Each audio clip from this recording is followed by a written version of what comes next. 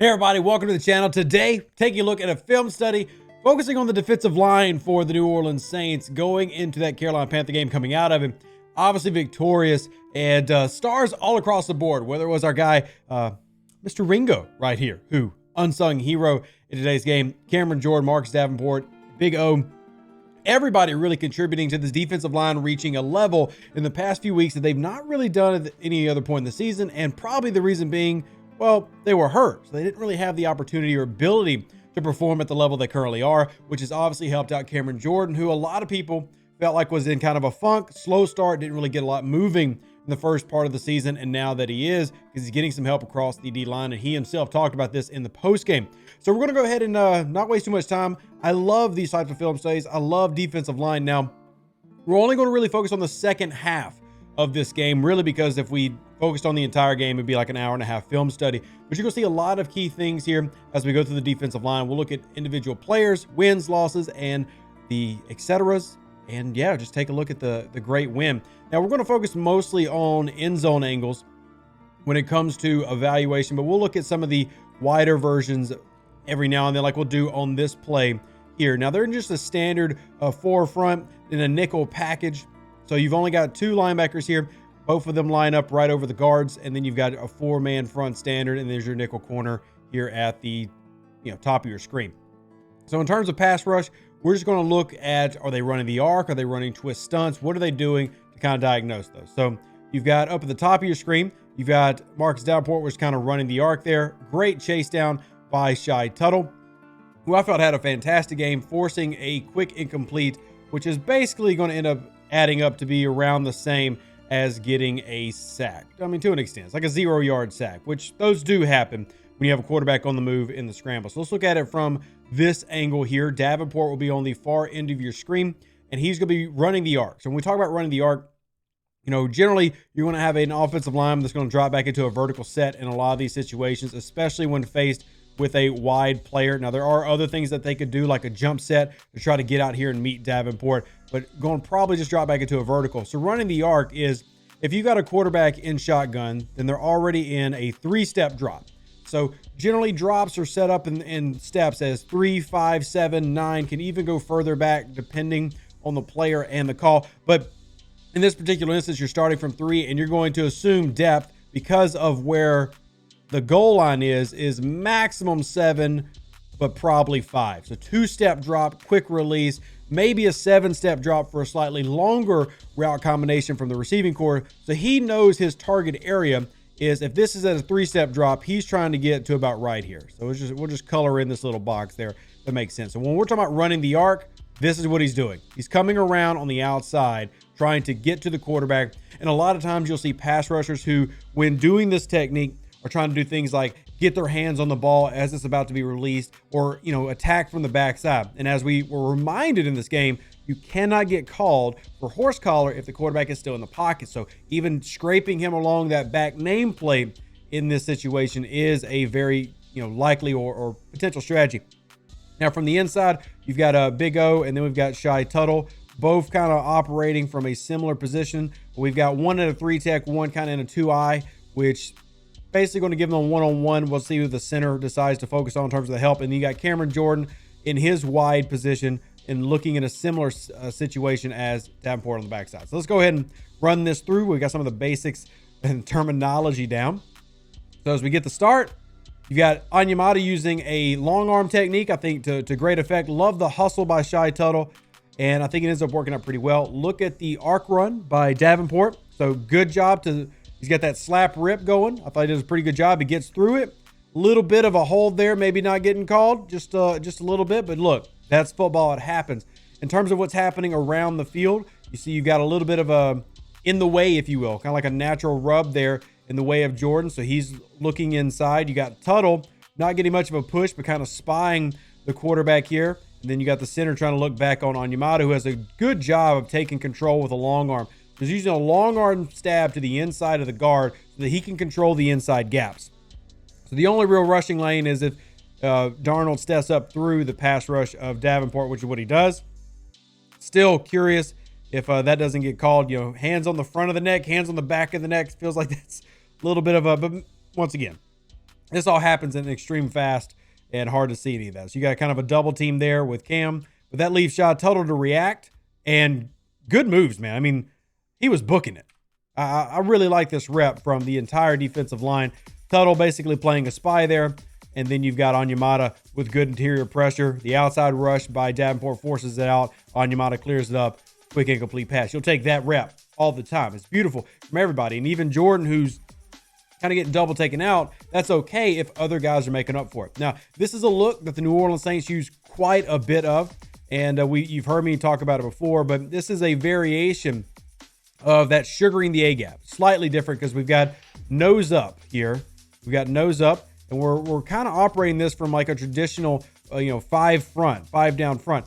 But we got Cam all the way down to the opposite end of our screen, but we've got two linebackers filling in the interior. So it gives that pass rush look with a blitzing, a look of a blitz here on the outside. So a lot of things that you got to read here. As a quarterback, are you going to call slide protection? Are you identifying the correct mic? Where do you think it's going to come? Where are you going to send your running back as an extra blocker? All this can be very confusing for D-line. Now, of course, the Saints drop back completely. It ends up being a short completion that goes nowhere because the Saints drop back and probably had the running back probably had a call of like if his free in terms of a block, he's going to release as the short drop. So you're going to drop everybody back, which ends up bringing in, as you can see here, 3 blockers dedicated to Cam, because that's where they spent the majority of their attention because they were worried about the A-gap and the B-gap blitz.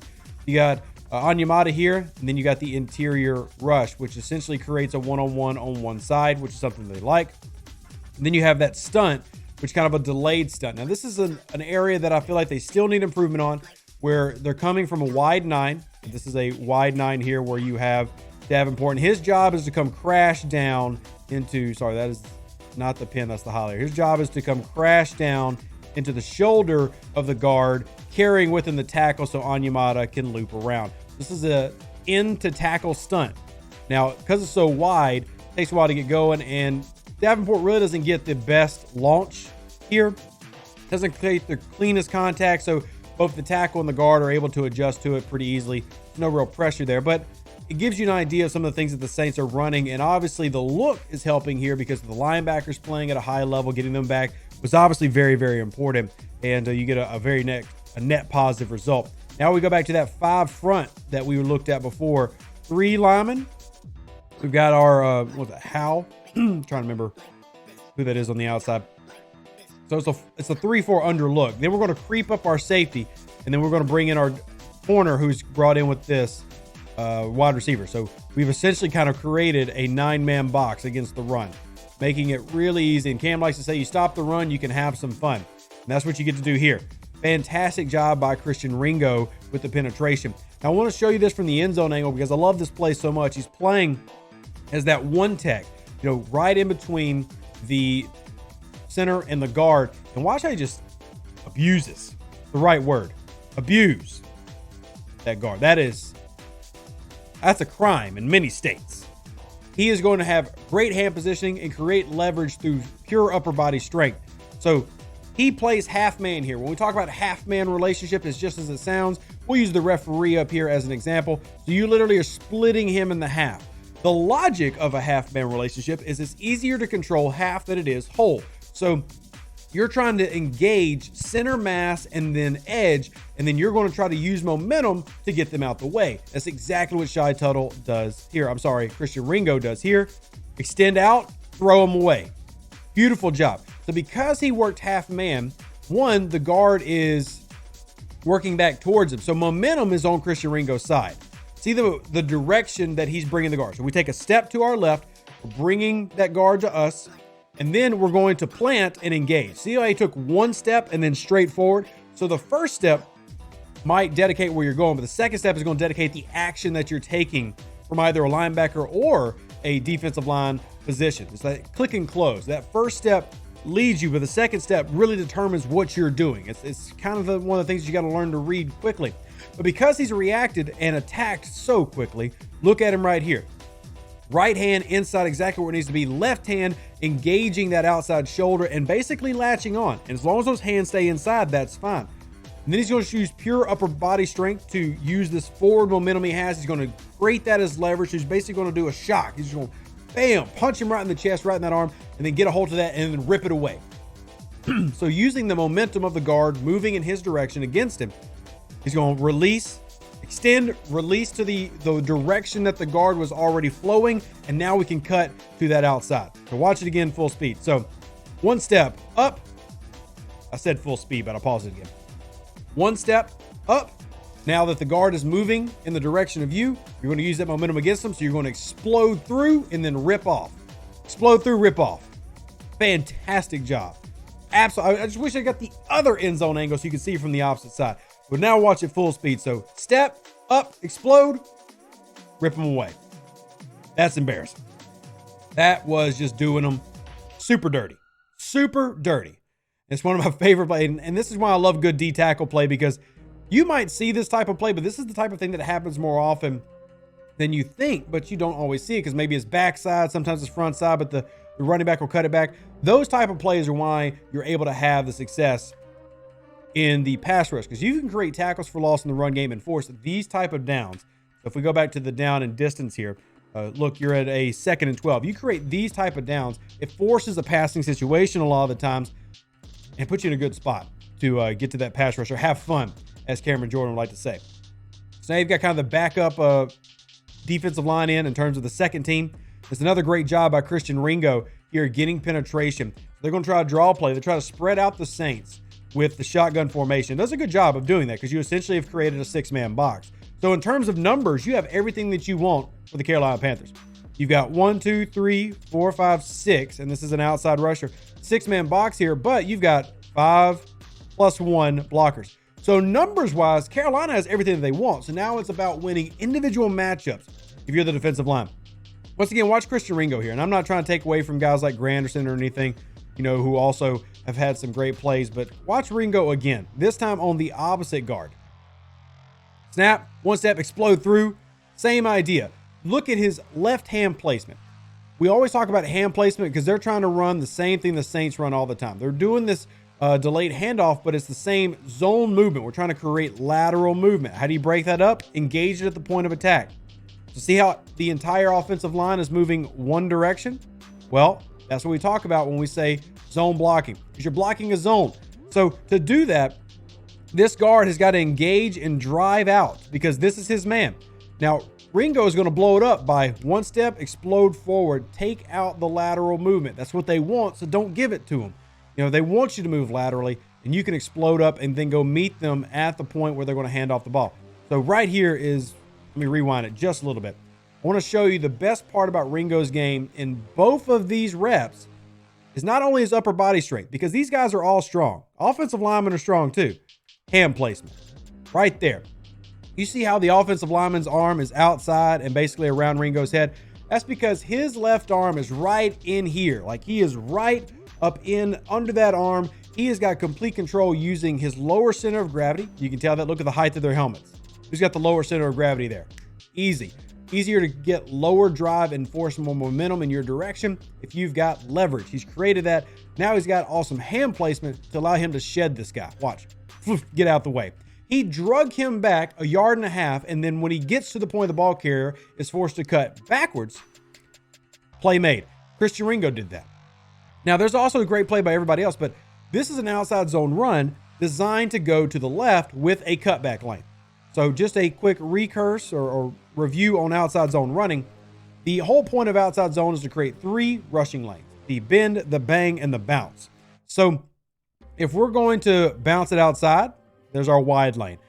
Usually our bang is going to be a straight up the middle lane that opens up right around that AB gap. And then the bend, if we have to bend it back, the lateral movement should open up the space if the defensive line does not play fundamentally sound. So if you had the linebackers and the D-line start coming down and following the motion, a cutback will naturally open up. You've seen the Saints take advantage of this because they run wide zone or outside zone blocking all the time.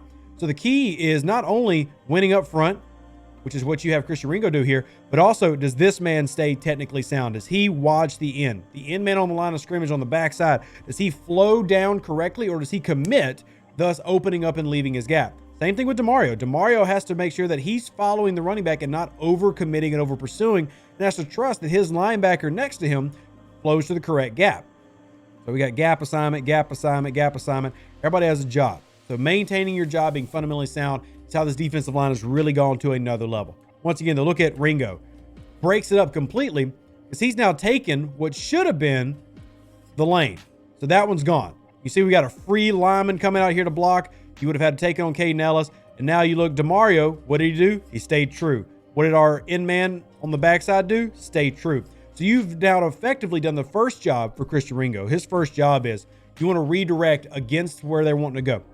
You never want to let the offense go where they want to go. It's common sense. So Christian Ringo has disrupted that. And as soon as he's driven them back, all right, shed him. Let's go make a play. Let's go get in on the tackle and then drag him back. And, and shout out to, I believe that's Abdullah. Or is that it's Chuba? Doing a great job of making the first guy miss. Kind of breaking a little bit of an ankle there. But ends up working out fine for the Saints because they played fundamentally sound and won up front. And when you do that, you force a 3rd and 10. So let's talk about this 3rd and 10. We're going to bring Cameron Jordan back on the field. Now we're sugaring the A-gap in that traditional look. And this is scary if you're a quarterback because the only thing that looks open is the middle of the field. But middle of the field generally is only going to be a +5 to +7 yard gain. Typically, this is going to get stopped because that safety is going to come down and you're going to have at least one of these players at the line of scrimmage drop back in that middle of the field. So if you force a 3rd and 10, this is generally not going to cut it. So that massive hole you see is not too problematic, but it is scary because now you've got 2 showing rushers up the middle, and then you've also got the outside. And they're going to drop it into a 3-man, and then you have a fantastic read by Marcus Davenport. I don't care that the man slides here at the end. This read is absolutely phenomenal because what did I say? Middle of the field, probably going to have a struggle to get the yardage you need. But if you get a successful screenplay, blockers in front and in space, you might be able to get a yards after the catch situation. So, well, we're not technically sugaring the A-gap, by the way. Sugaring the A-gap is covering the A-gaps, and they're doing what they were doing before. So retract the sugaring statement. So let's go over here where we've got Davenport, Onyemata, then we got our Alexander, Davis, all looking good, but they're going to drop back. So everybody blocks down because they're trying to draw the defensive line away. Now it's up to mental processing. So we talk mental processing, your ability to recognize the play, what's going on as part of mental processing. I think this is a fantastic example of that in action in a fantastic way because you've got Marcus Davenport here, not only recognizing and reading the play, but then going to make a play himself on the field. So how does he do that? Simple. He stops his rush. He's coming from a wide position, break. See him plant that foot, we got to cut back. This don't look right. This dude's cutting free. Can't be good. So instead of the pass rush, where they've obviously tried to bring with their offensive line motion everybody the opposite side. Look, even Quan has moved down to this side. He's kind of gone with that flow. You got to react to it, react quickly. Just like Christian Ringo did the play before, you don't want to let them go where they want to go. So Davenport reads it. Malcolm Jenkins did a fantastic job of reading this as well from his safety position, and then Davenport slows them down. Once again, I ain't mad at Davenport for that missed tackle, fam. You read it perfectly, and because of him, you end up forcing that punt. Now, we're going to start back over. This is the next drive, and we're going to see a little bit more of the goody-goody there where they're coming in with this 21 personnel package. They give a little bit of play action, and pretty nice play, probably their best play of the game, because they went after that middle of the field. The Saints have started to get a little bit aggressive, but now they came out in a base defense. And this is probably the one area that they do still struggle in is in base, middle of the field, pass defense, because the only person that you can really rely on right now is DeMario Davis. And even then, I think it's a great throw and a great catch. Right there, slant play. They drop back into this short zone. See our short zone right here? And it's just a simple middle of the field right there. You're throwing it to a spot. And they just call a good play at the right time to handle that. And DeMario Davis is really in not a bad position, but ends up just going for a big play. And then, Heath comes and drags him out. Ends up working out for Carolina. So let's look at it from this angle. We'll also take a look at the D-line, but this is a quick pass. This is a 3-step on that slant route. They're getting it out right after the drop. Really hard to get that pass rush in. So you kind of need your defense to be in a position to make a play. And just in this particular one, it's a good play call versus some of the secondary coverages that the Saints were showing up until this point. You got a 1st and 10 now. Now you got to go, okay, we got to slow them down. You get into midfield. and you're okay giving up some yardage, but you don't want to give up a lot. So you got single high safety, which I think that even though we're focusing on D-line here, we got to give a big shout out to our man Heath, who's basically safety number 5, coming through and providing some quality snaps, especially when he's getting put on an island by himself here in the backfield. So I think he needs to get a little bit of love for that. Let's look up front again. We got Jordan back in. Now they're doing that boot motion, which you see the Saints do so often. And this time they read it perfectly and react to it perfectly. And even the defensive line does a good job, because look at the penetration they get on this. You know, Jordan does a great job pushing back Ian Thomas, who probably was supposed to do a little release there. Remember, we talk about this with Taysom Hill, where you have a quick little block, you release down, then you got this one, then you got this one. And usually this layered concept will either be a high-low 2 route read or 3 route read. So even if Thomas is not supposed to be going out and he's supposed to be getting blocked by Cameron Jordan, lots of penetration there to force Darnold to get the ball out, because he can't finish the boot. You'll see, you know, Taysom Hill continue this action all the way to the sideline to buy time. If the receivers need to work back, get open, find a way to make a play. But because of the penetration by, you know, Cameron Jordan, there's no opportunity for that. You can't do that. And now there's nothing backside, so you end up having to throw it away. You know, it's another great job by the New Orleans Saints defensive line. And also the secondary and the linebackers did great in their coverages. But look at it here. Jordan getting this penetration cuts off the length of the boot action. They're going to bring Ian back, get him in momentum, try to put him back on the line. Here we go. And just, I love how Cam reads this, because look, Cam doesn't even bother with the tackle. He reads the boot immediately and attacks Thomas directly. Instead of getting sucked into this double team, he ignores the double team. He attacks, and see this little bit of movement. I want to rewind it. Look how he adjusts his stance just a little bit to stay outside of Ian Thomas. So he still wants to stay in that wide 9 type of set. So look there. He's going to adjust just a couple steps. And now what is he going to do? He wants to attack the outside of the farthest man. That way that double team doesn't get in his way.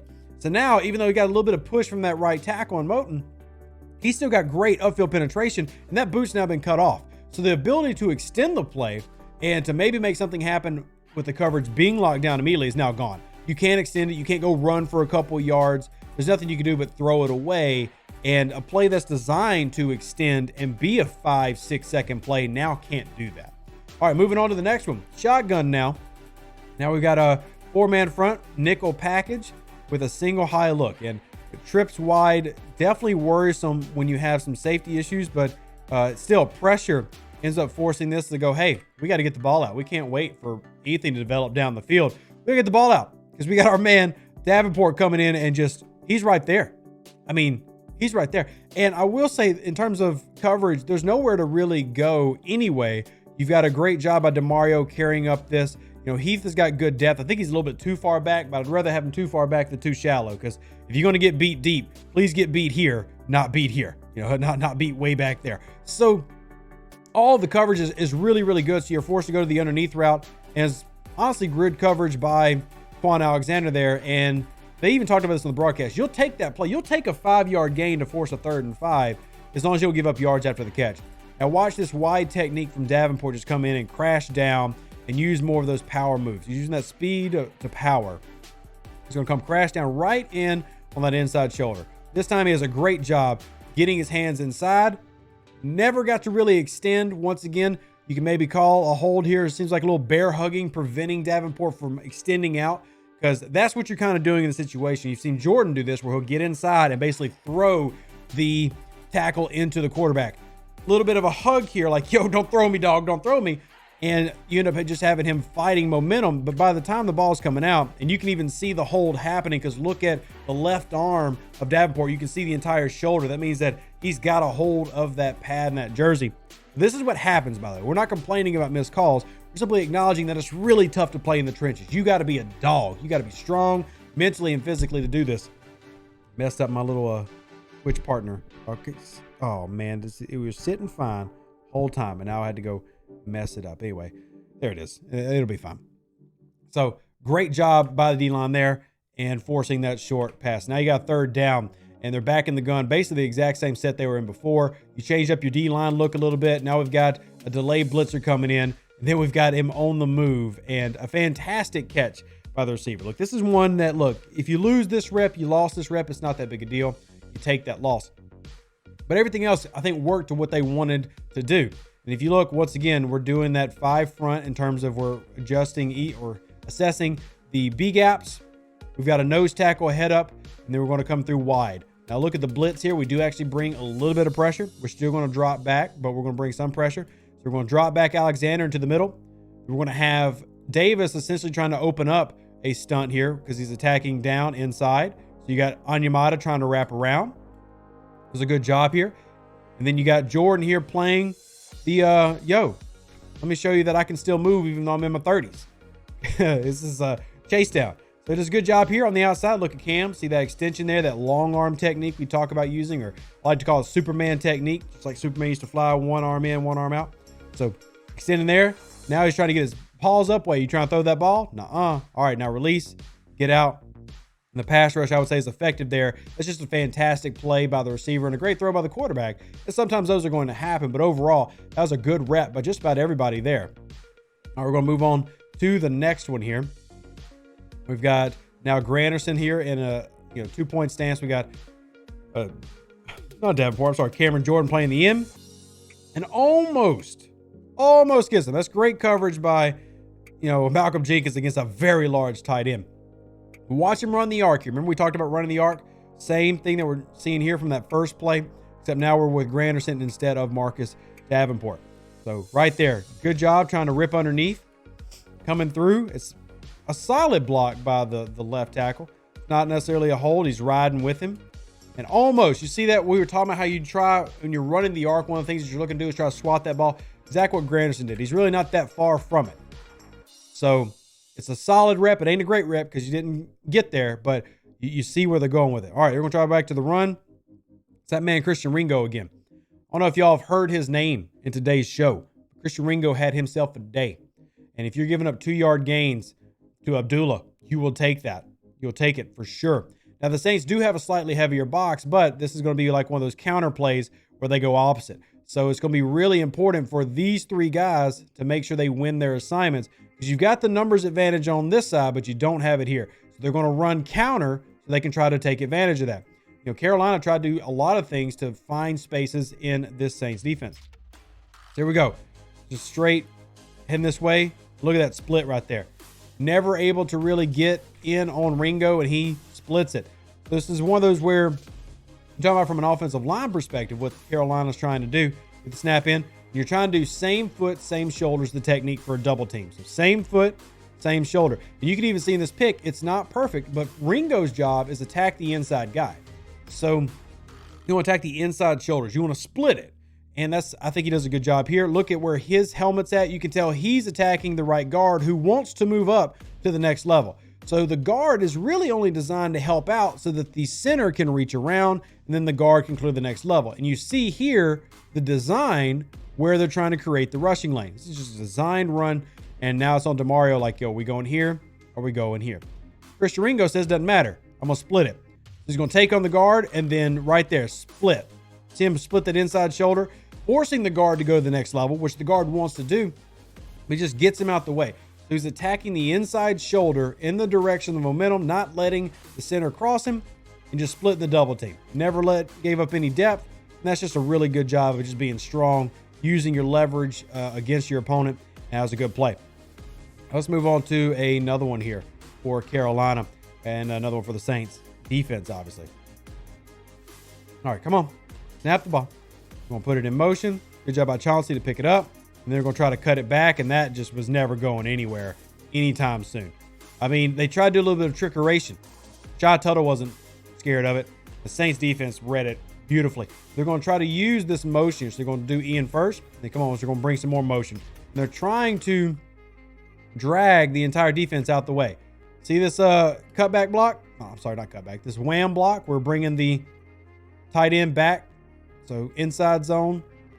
When you combine it with that little bit of that power move called split zone. So we're going to run that tight end to the backside. Saints used to do this with Josh Hill. So the offensive line, one direction. Tight end, backside. We'll see if we can find that hole. And Saints defense is like, nah, we're not really confused by this at all. We've seen this before in practice quite a few times with that guy named Alvin Kamara. Yeah, it's you got a really, really bad day when it's 4v1. Shy Tuttle is able to get rid of his guy. forced it back inside because Davenport was never fooled. Shout out to Davenport because the mental processing has been fantastic. A1. See, look at this. Remember when I was talking earlier about you got to worry about overcommitting? He didn't. So he pursued, but he never overcommitted. So he didn't get caught down in the mush with all the other offensive linemen, defensive linemen. He stayed where he had to be, knowing that Jenkins had the outside and knowing that he had the linebacker behind him. But he still stayed true to his gap. And once he's there, do you want to take on Marcus Davenport? Because if I'm Abdullah, I don't want to take on Davenport head on. That seems like a bad idea. So what am I going to do? I'm going to go to where my blockers are. Because taking on Abdullah head on, taking on Davenport head on sounds dangerous. And you've got a guy, I think he's sightseeing. I think he's just impressed. Like, look, man, this is a damn nice stadium. Look at this. Hey, Mom, you see this? It's beautiful. Damn right, it's beautiful. It's Louisiana Superdome. All right, just go back to our blockers and yeah, just nowhere to go. Good job by Shy Tuttle for that stack and shed. So far we've seen 30 minutes of just really impressive reps, and we're just now getting into the fourth quarter. We haven't even really talked about the pass rush successes that led to sacks and stuff, which we saw Cameron Jordan get 3.5. The Saints as a whole, got 7 sacks this game. So here we come on the pressure. And this was a missed opportunity. This little Texas concept, similar to Texas concept, where we're actually just running a slant here. But Ian Thomas falls down. Davis does get into the breadbasket there. But yeah, it's nowhere to go. You got real lucky there that defensive line forced enough pressure and that blitzer forced enough pressure that Darnold doesn't throw a perfect pass here. So let's look at the pressure. We're going to drop back. He feels that from the outside coming again, and a little bit behind causes an incompletion. Let's move on to the next one. Same type of look, inside rush, and here comes Chauncey. Bam, nice hit. We'll take that. Great job. Fantastic job by Marshawn Lattimore here, by the way.